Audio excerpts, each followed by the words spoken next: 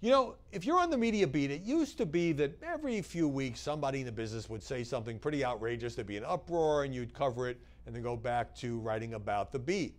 But these days, it seems like every week, every couple of days, sometimes multiple times a day, there are these uproars over what people, both commentators and comedians, say and do, and it's even hard to keep up. Now, Bill Maher is the latest. He said he was very sorry and regretted using the N-word on his HBO show. Completely gratuitous.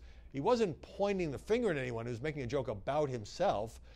And so HBO said it's inexcusable, nothing's going to happen to him. I think it got overshadowed by everything else that was going on, and also the fact that he apologized and didn't attack anybody.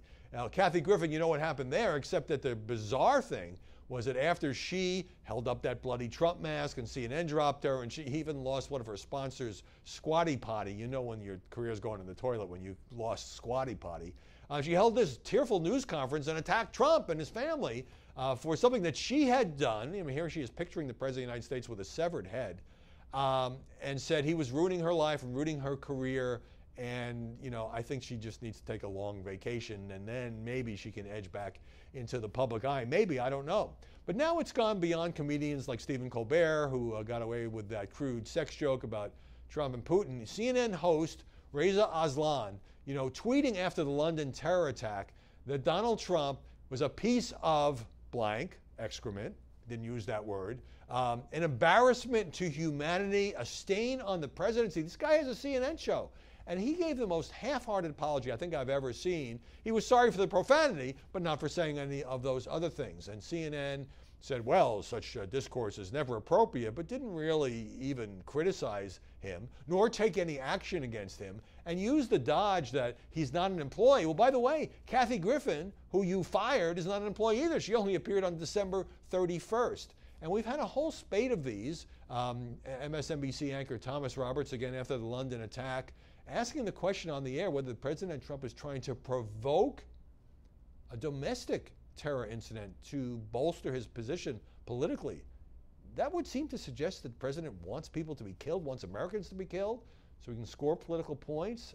I think maybe Tom Roberts wishes he had that one back.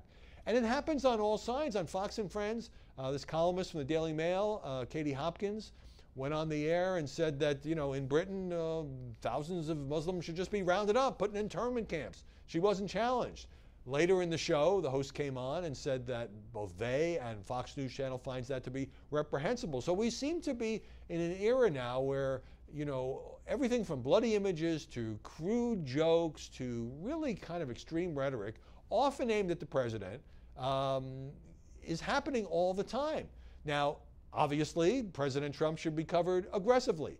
And when he instigates these fights, going on Twitter and picking a fight with the mayor of London, for example, after the terror attack, that's fair game for criticism and commentary.